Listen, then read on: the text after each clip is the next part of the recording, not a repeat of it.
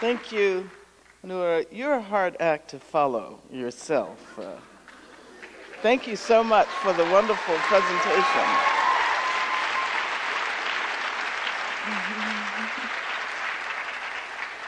I cannot tell you what an honor it is to have been invited to participate in the Rachel Corrie Foundation 2014 PeaceWorks Conference. And I'm going to reiterate the theme yet again as captives, mass incarceration in the US and Palestine. And let me say that for many years I have been inspired by the courage of Rachel Corrie. I have followed the work of Cindy and Craig Corrie and have been inspired by their determination to engage in and promote the kind of grassroots and arts activism that will engrave the memory of Rachel Corrie on the hearts of people all over the world. I have spoken numerous times about Rachel Corrie, including several times at Evergreen State here in Olympia. But this is certainly one of the high points of my political trajectory, to be able to be here with the Rachel Corrie Foundation and engage in a discussion about an issue which has claimed my passion and my activism for more than a half century. So let me thank Cindy and Craig Corrie, the Rachel Corrie Foundation, and all of the people involved in sponsoring this amazing conference. And also let me thank Savina Chowdhury, who will be moderating the conversation shortly. But let me say that this kind of gathering, this conference, this theme is precisely what we need at this moment to make it possible for progressive people in this country to seriously talk about and act against the occupation of Palestine and to place the carceral practices of the state of Israel within the context of the global prison industrial complex, which means that when we talk about mass incarceration in the US, we need to be able to explore the connections with the mass political incarceration of Palestinians by the state of Israel. And I think this is especially important given the fact that Palestinian Prisoners' Day was, 2 days ago, right? I think this is a moment when it is possible in this country to generate increasing support for BDS. Right now, at this very moment, the Asian American Studies Association is meeting in San Francisco. And if you did not know, they were the first academic association to pass a resolution calling for the academic and cultural boycott of Israel.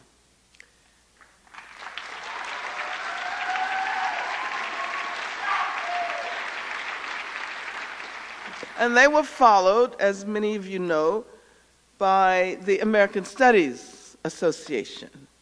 And those of us who are, I'm a member of ASA and worked toward the passage of the resolution in the ASA.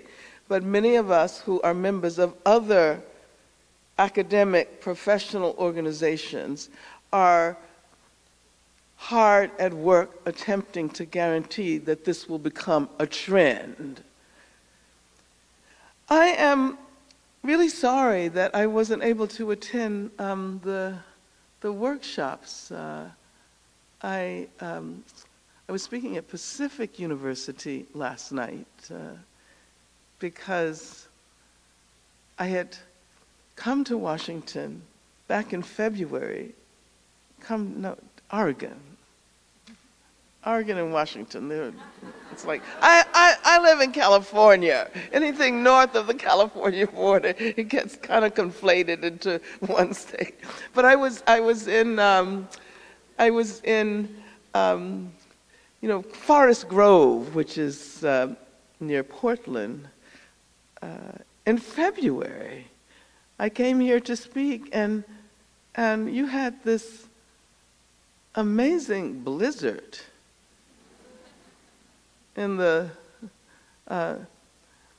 this area, and so I ended up spending 3 hours on the interstate driving to the university, at which point I discovered the university was closed, and turned around and spent 5 hours getting back to the airport that evening. So anyway, so that's why I was in Forest Grove, Oregon last night.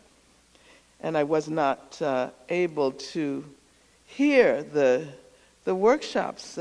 From looking at the titles of the workshops and the descriptions, they must have been really fascinating and insightful. Political prisoners, of course, but I see that there was a workshop on the school-to-prison pipeline, on immigrant detention, and of course, immigrant detention is the most profitable sector of what we call the prison industrial complex, not only here, but in other parts of the world as well. Solitary confinement, prisoner hunger strikes from Palestine to Pelican Bay. When I looked at the description of all of the workshops, it struck me that somehow we need to pass this on as a model to people in other parts of the country so that they can hold conferences and meetings that explore these connections. We can no longer afford to treat the use of carceral strategies by the State of Israel and the use of carceral strategies by the United States as entirely unrelated issues. At the same time that we acknowledge the contextual differences, we need to point out that the same technologies are employed, and that in many instances, the same corporations profit from the sale of these technologies to the two governments. More generally, of course, we know that if it were not for the aid provided by the U.S. to the tune of some $3 billion a year, the occupation could not continue. The U.S. provides what amounts to over 1/5 of Israel's entire military budget. So certainly, before we even begin to explore the intersections between the two countries' practices of mass incarceration, we see how deeply the U.S. is implicated in the Israeli occupation of Palestine. Why do so many people assume that the government of Israel must be considered immune to substantive critique? And of course, it is because of the emotional connection people are urged to make between the Holocaust and Israel as the only viable haven for Jews. It's often assumed that we cannot say never again without supporting Israel. But the violence that claimed the lives of so many Jews during the Holocaust is not unrelated to racist violence, to settler colonial violence in the U.S., in South Africa, in Australia, in Europe. And it seems to me that just as we claim the right to stand up to governments all over the world, and just as we claim the right to stand up to the U.S. government, even, and perhaps especially, the United States government of the Obama era, we should join increasing numbers of Israeli citizens, Jewish and Arab, in standing up to the state of Israel. As Noura pointed out, something like 800,000 Palestinians have been subjected to imprisonment since 1967. If we look at the United States, we can see that there are almost 2.5 million people in U.S. state and federal prisons, but we add to the prisons also the county jails and the military prisons and the jails in Indian country and also the immigrant detention centers. Michelle Alexander has pointed out that there are more black men in prison and under the direct control of correctional agencies today, in the second decade of the 21st century, than there were enslaved in 1850. Now that's a pretty, sometimes statistics are, can be manipulated, and they're confusing, and people do all kinds of weird things with statistics. And at the same time, it's often assumed that that's the only real knowledge that there is. And I think we use the statistics, but we also point out that the knowledge comes from elsewhere. But that's a pretty dramatic contrast, isn't it? I'm really very happy that the organizers of this conference decided to explore the connections between mass incarceration in Palestine and mass incarceration in the U.S. In the U.S., of course, here in this country, we tend to separate political prisoners from the vast numbers of prisoners whose bodies constitute fuel for profit for the prison industrial complex. I can tell you that many years ago, when I was arrested, and that was before a lot of you were born, it was in 1970, what we attempted to do was to trouble that what appeared to be a distinction that was too clear between political prisoners and criminals, right?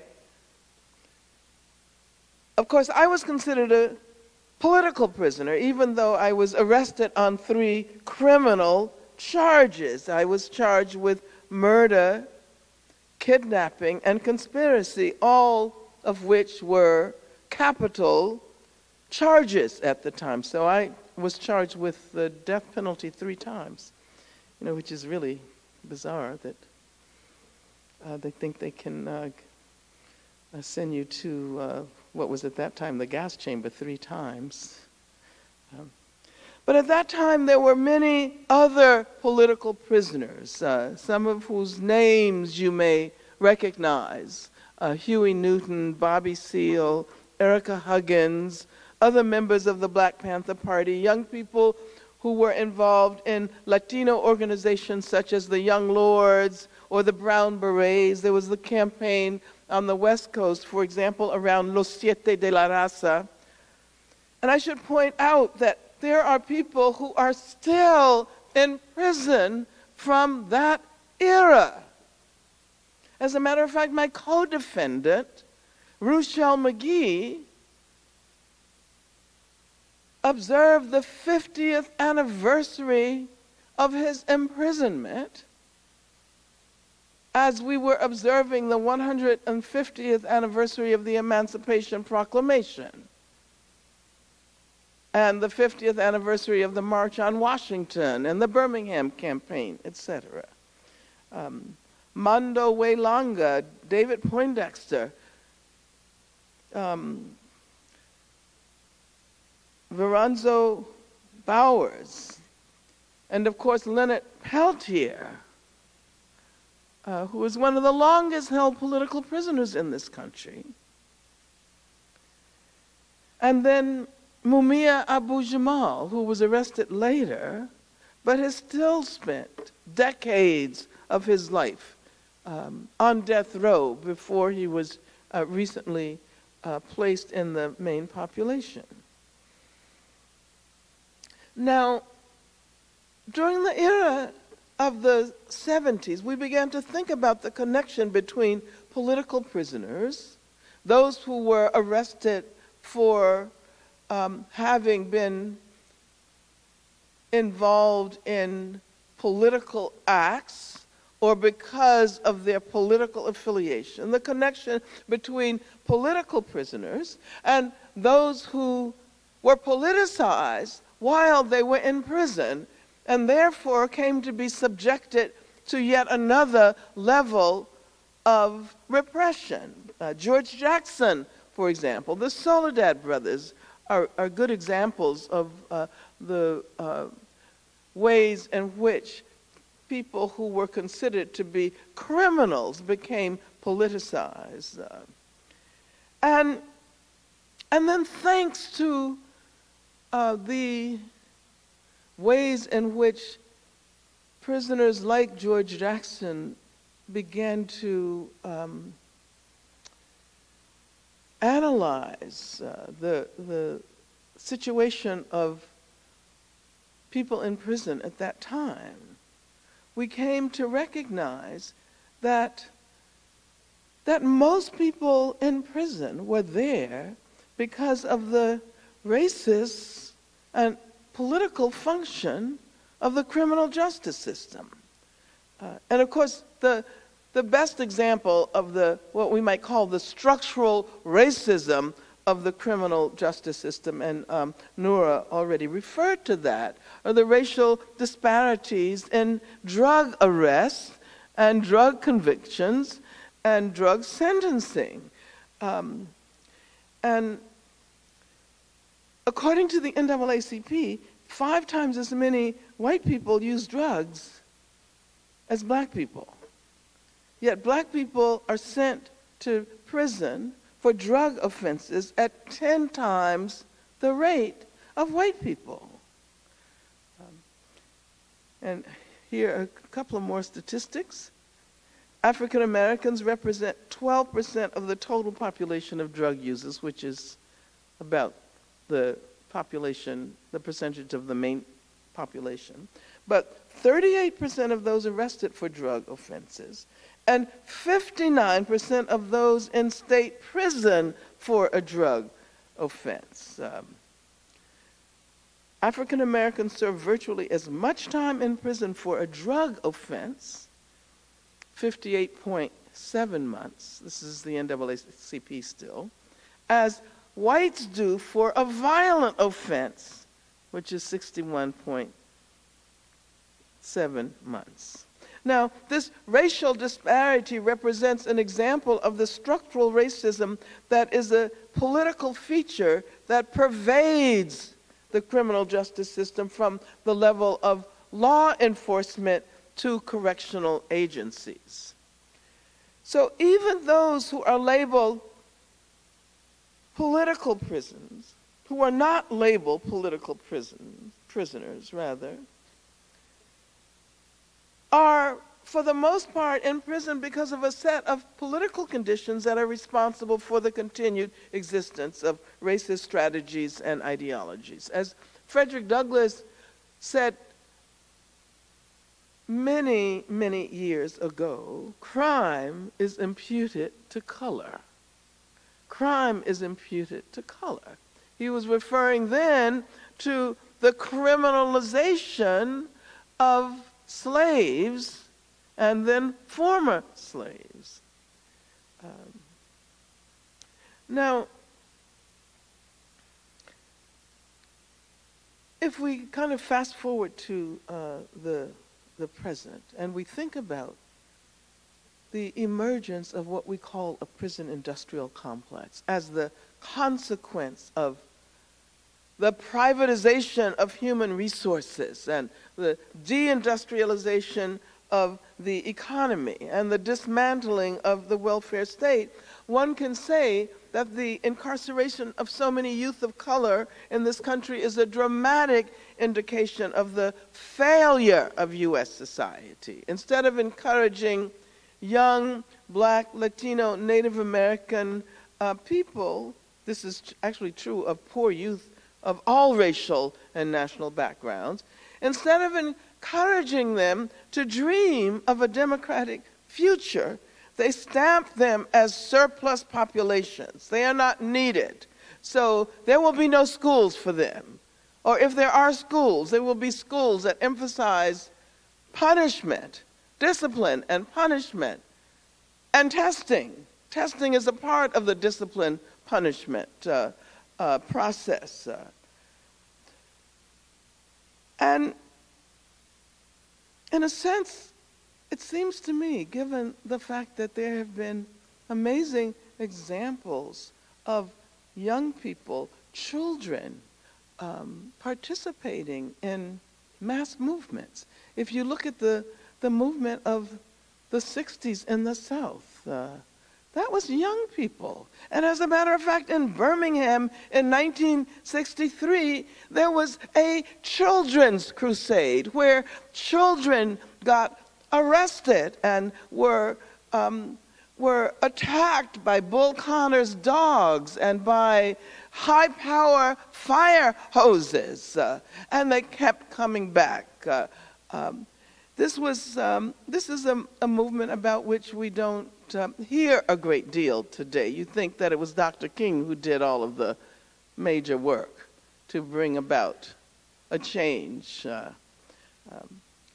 And I think about the fact that in occupied Palestine today, children are arrested in the middle of the night and are interrogated without the presence of lawyers or parents. And it seems to me that this is an indication of the fragility of the hold of the state of Israel over the Palestinian people.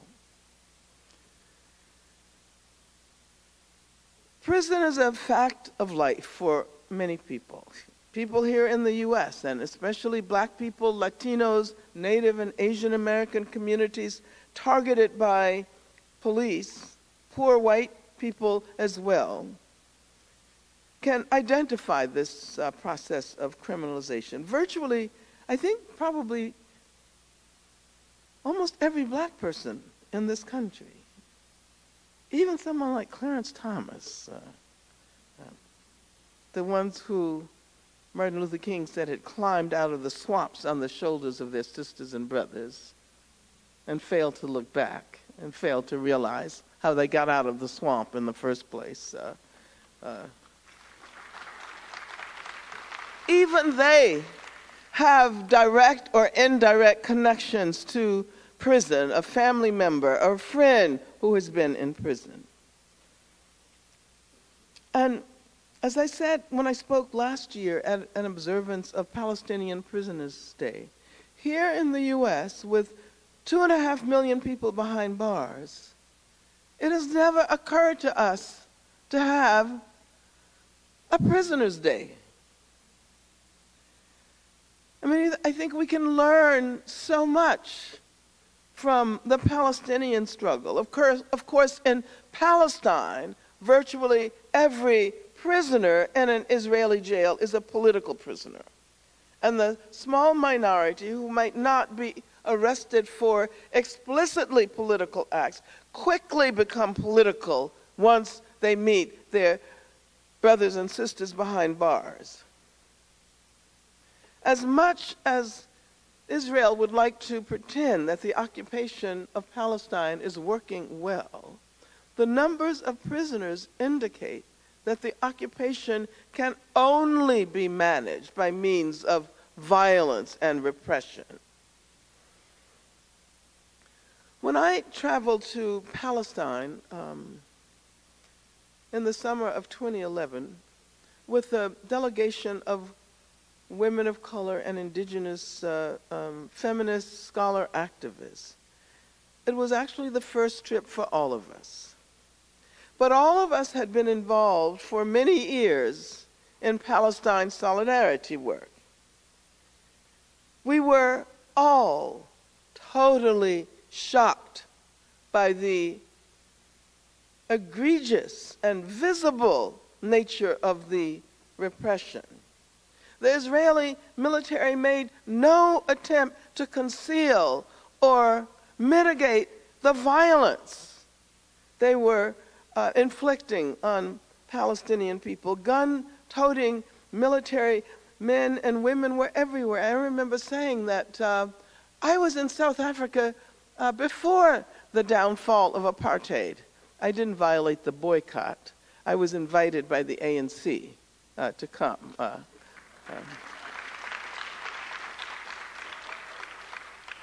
And I also had traveled to Northern Ireland at one of the most difficult periods.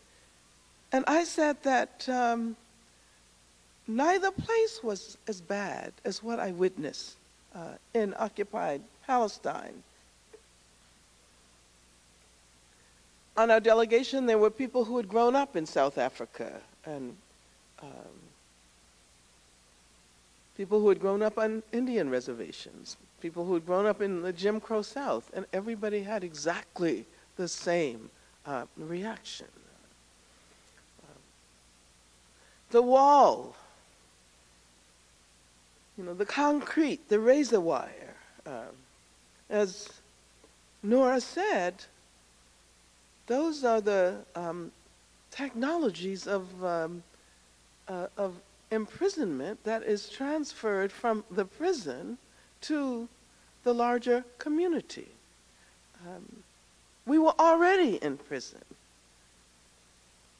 But of course, I still cannot get the image of these young Israeli kids walking around with these huge weapons with their fingers on the trigger all the time. It was really scary.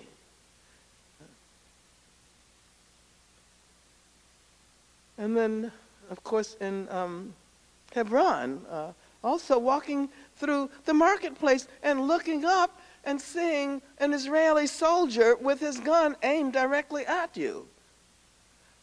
So, yeah. We could not help expressing absolute shock that we had not realized that in so many respects it was worse than South African apartheid, worse than Jim Crow racism. We realized that the carceral technologies that we have seen in maximum and super maximum security prisons here in the US were very much at use in the so-called free world, which was clearly not free. Virtually everyone we met had either been in prison or had family members and friends who had been in prison.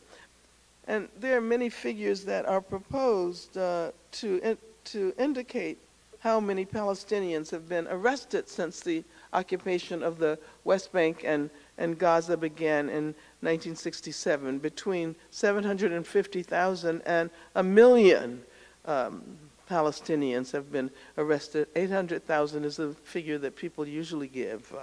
And that's 20% of the population. That's 40% of the male population. That is why virtually everyone has a direct connection to someone in prison or who has been in prison. And this is also why I believe Palestinians have such great respect for those behind bars. Because historically, much of the leadership of the resistance has come from prison. I think we here in the US can learn a great deal from our sisters and brothers in Palestine. We can learn from their dedication, from their perseverance, from their optimism. We can learn from their belief in the power of education. I was so totally impressed to learn that the literacy rate is over 90%, even though the Israeli prison service provides only a negligible number of teachers. The prisoners themselves teach classes. And this, of course, is a long tradition from Gramsci, Mandela, etc. Education and liberation are inseparable. The Palestinians know this better than anyone else. And I think we here in the U.S. need to relearn that lesson about the connection between education and liberation.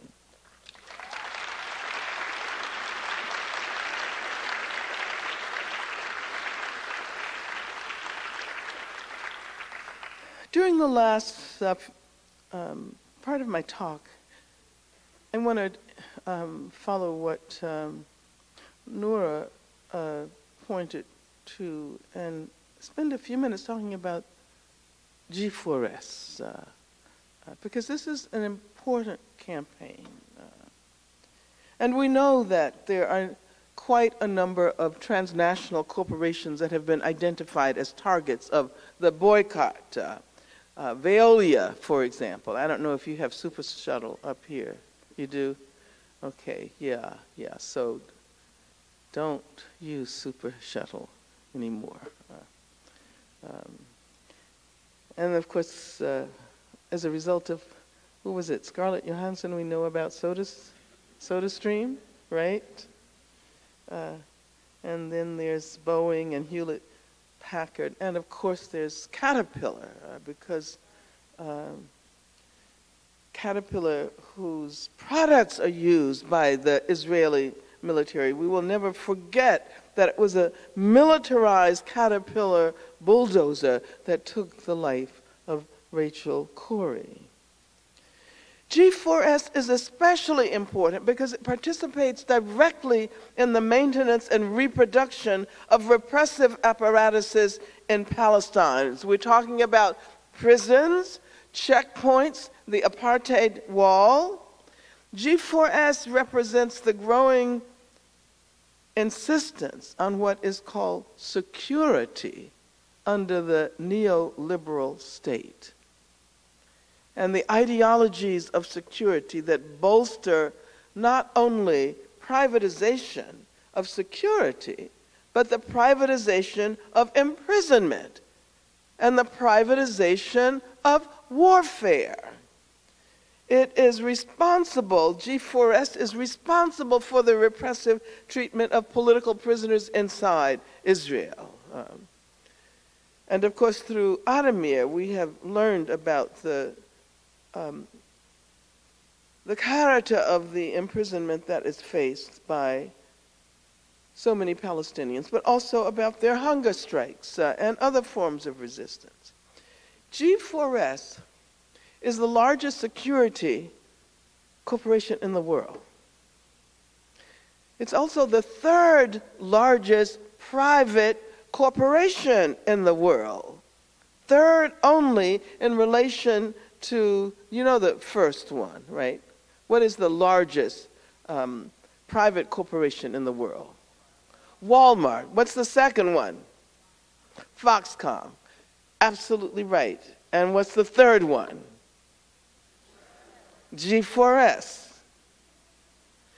G4S has insinuated itself into our lives under the guise of security and the security state, from the way Palestinians experience political incarceration to racist technologies of separation and apartheid from the wall in Israel, to prison-like schools in the U.S., to the wall along the U.S.-Mexico border. G4S brings sophisticated technologies of control to prisons in Israel, like Hashran prison, which includes children among its prisons, and Damon prison, which incarcerates women as well. But I think it's important for us to recognize that it is involved in education in the U.S. as well. Yes, we can go on and on. But I was impressed because I was looking at a website by the name of Great Schools, because I was doing some work on education, and I came across a school in Florida that is called Central Pasco Girls Academy in Land O'Lakes, Florida. And what you learn is that it is a small alternative public school. But then when you look at the facilities page of the G4S website, you discover this entry, because that school belongs to G4S. Central Pasco Girls Academy, Land O'Lakes, Florida, serves 32 moderate-risk females aged 13 to 18 who have been assessed as needing intensive mental health services. And so when you consider that the process of producing mental health has been given up entirely, and as a matter of fact, the two largest psychiatric institutions in this country are Cook County Jail in Chicago and Rikers Island in New York. Now, when you consider that and you realize that G4S is involved in this girls' school, and they indicate that they use gender-specific treatment, addressing sexual abuse, substance abuse, domestic violence, trauma, and if this security company is going to be responsible for addressing issues of intimate violence and substance abuse, you can be sure that those social problems will be with us forever, because they're about reproducing them.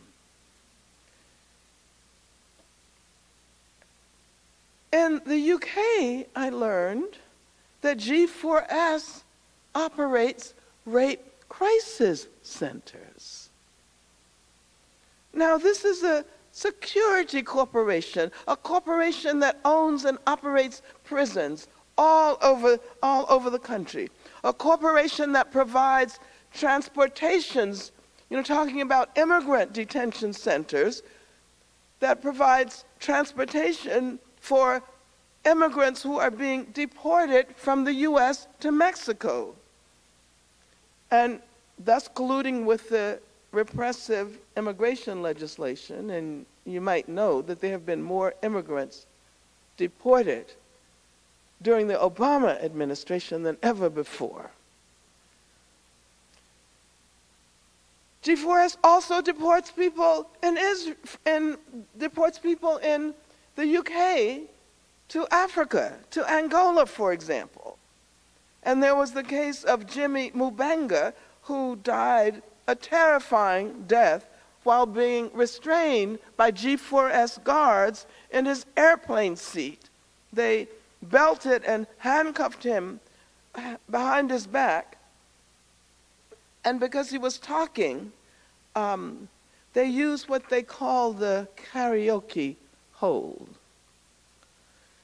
And it's like a weird name, karaoke hold. They push the head of the prisoner into the seat in front of him. This was on a British Airlines plane. And they held him there for something like 40 minutes. And this took place in front of the passengers, in front of the crew, and no one intervened. By the time the ambulance service arrived, he was dead. Of course, I was also planning to mention that Ademir and BDS has called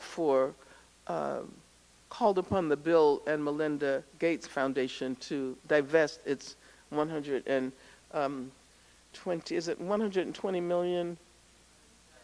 170 million stake in G4S. Now, this egregious treatment of undocumented immigrants from the US to the UK compels us, I think, to make connections with Palestinians who are transformed into immigrants, indeed undocumented immigrants on their own ancestral lands. Companies like G4S provide the technical means of carrying out this process. When I visited Palestine in 2011, our delegation met with many organizations, political organizations, academic groups, universities, women's organizations, BDS, and those were absolutely amazing meetings. And I'll never forget when Omar Barghouti said to us, "We're not asking you to do anything extraordinary. We're not asking you to do anything heroic. We are simply asking you not to be complicit with the crimes of the state of Israel." That's the very least we can do. We also had a very interesting meeting with Queers for BDS. And some of us joined the panel that Queers for BDS organized at the World Social Forum Justice for Palestine in Brazil last year. And of course, you're familiar with pinkwashing, right? And the attempt to represent the state of Israel as the most democratic state of the region, drawing on its connection with the US, but also using strategies of pinkwashing to bolster this false notion of democracy. Israel is supposed to be the best place for women and for LGBTQ communities. But of course, we have to ask, which women? There's, again, this universal category that hides racism within it. And we have to ask, which LGBTQ communities? Certainly not Palestinian. The pinkwashing effect covers over the carceral repression. And the work that Queers for BDS have done has pointed out the extent to which justice is invisible. You cannot say that you want justice for LGBTQ communities and at the same time subject Palestinians to the kind of absolute repression that is associated with the occupation of Palestine.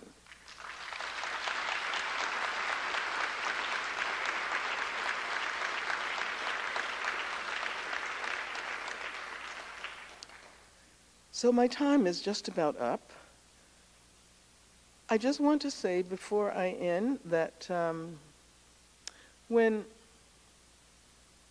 I've described the segregation in Palestine that so clearly mirrors the historical apartheid racism in the US, and when I've spoken to black audiences, the response has almost inevitably been, why has no one told us this before?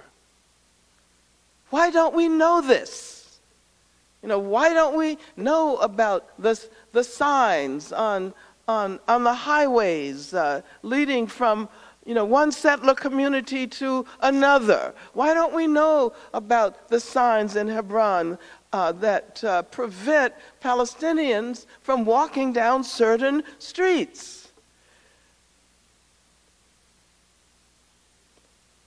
Just as we say never again with respect to the fascism that produced the Holocaust, we also need to say never again with respect to apartheid. In South Africa,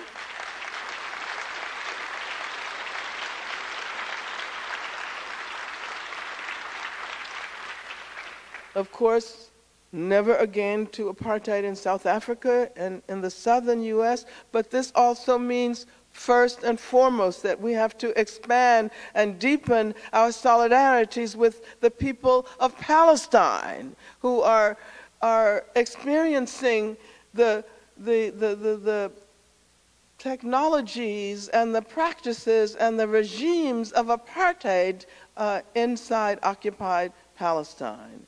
And so we say to the people of Palestine, people of all genders, sexualities, people inside and outside prison walls, people inside and outside the wall, we say, free all Palestinian political prisoners, abolish the prison industrial complex, justice for Palestine, and yes, Palestine will be free. Thank you.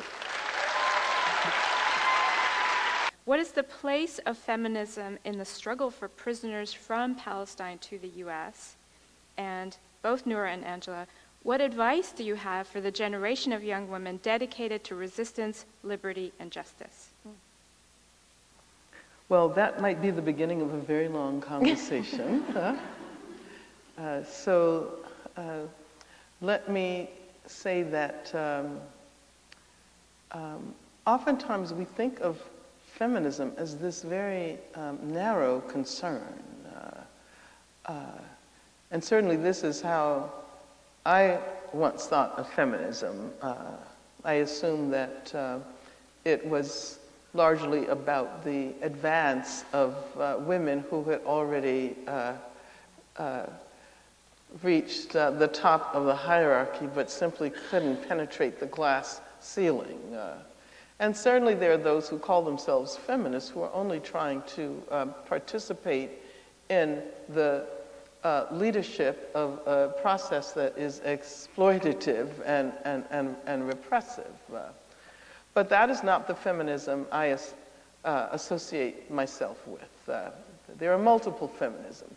The kind of feminism that I think is helpful in developing an approach that links mass incarceration in Palestine and the U.S. Is, first of all, it's an anti-racist and anti-imperialist, anti-settler colonial feminism.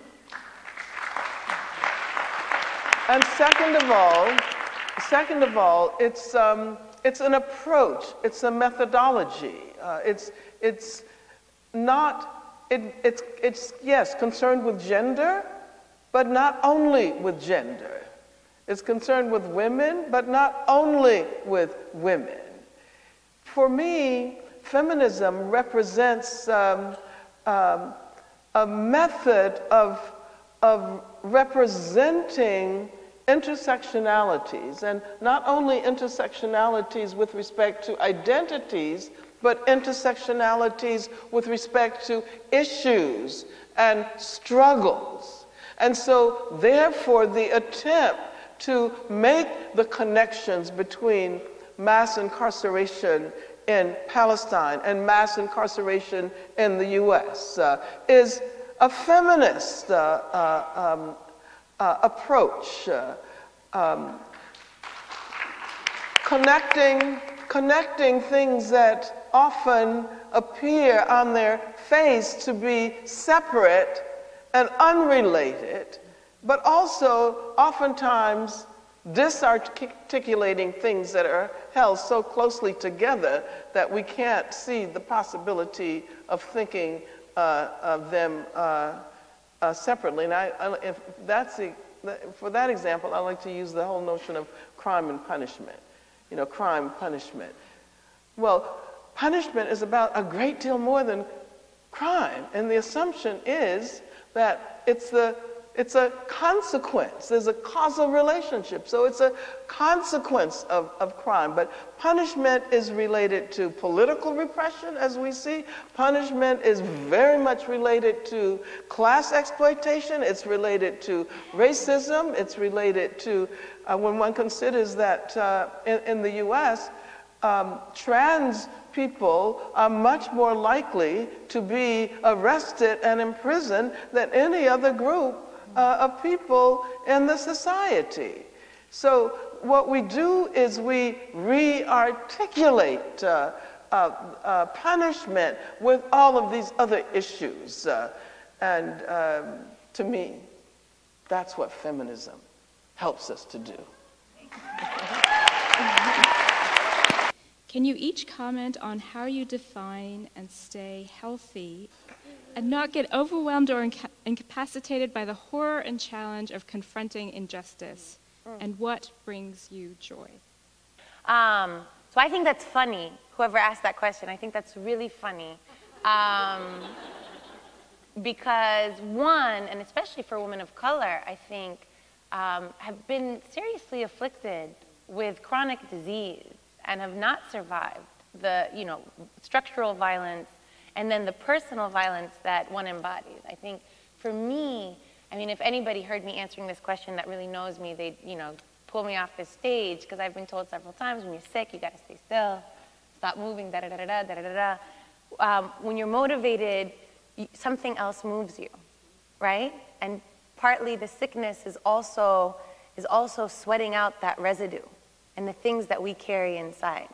And so, I don't know. For me, the way that I try to stay healthy, though, and happy is learning that I fight for justice not from a place of guilt, which I used to fight for it from. I used to feel guilty all the time because I wasn't born somewhere else, under some other regime, living under some other conditions, and only fortune placed me where it did, right? And I learned to fight for justice from a place of love because I knew that that was much healthier. So that was my most revolutionary revelation. And so, the love that I had for the world, I started to love myself for it too. And take the time out to, for example, build friends outside of the movement. Oh my God! Who know nothing about this and just enjoy people, because that's what you enjoy in people. And I'll share something that we haven't actually made public yet, but something that I've learned to derive joy from is family. And I come here as a new mama and learning to find space for that. And that is revolutionary, and no one can take that away from me, and I'm so grateful to come to that realization.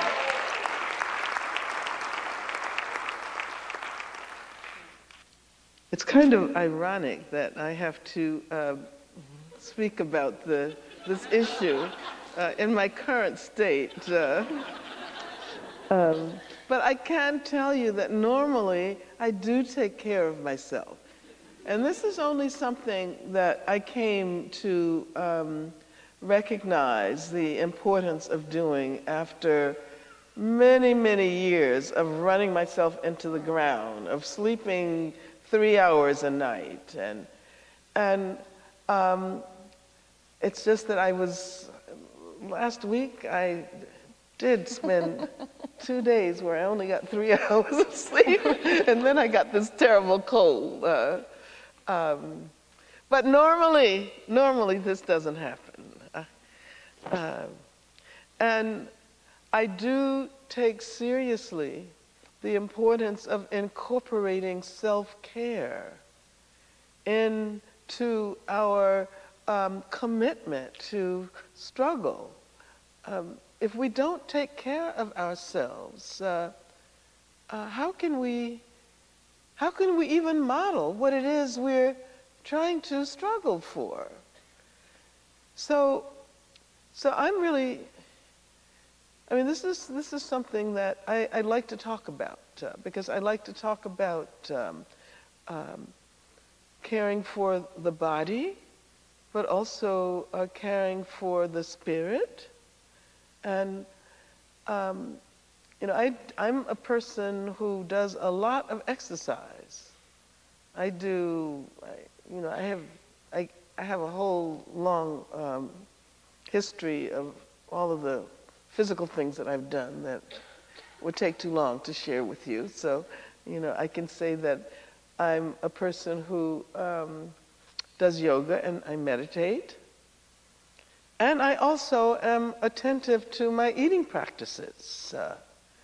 And I think that as someone, I celebrated my 70th birthday in January. And I'm doing really well. But I think that this is something that we have to encourage, because otherwise, what happens is that people get involved for a minute, and then they get burnt out, and then they drop it. And for me, it's not about figuring out how to accomplish this immediate goal. It's about how to craft a lifetime of struggle. And so therefore, when you become involved, you have to figure out how to maintain your passion. So it means that you've got to be able to find joy in the movement as well. And yeah, you can search for it outside, but the work itself has to be able to bring you pleasure. And so it means that it's not all about, you know, these serious activists who do nothing except print leaflets out and distribute them and sit in meetings for half the night, and people who can be really boring, you know? And, you know, like Emma Goldman said, if I can't dance, you know, I don't want your revolution.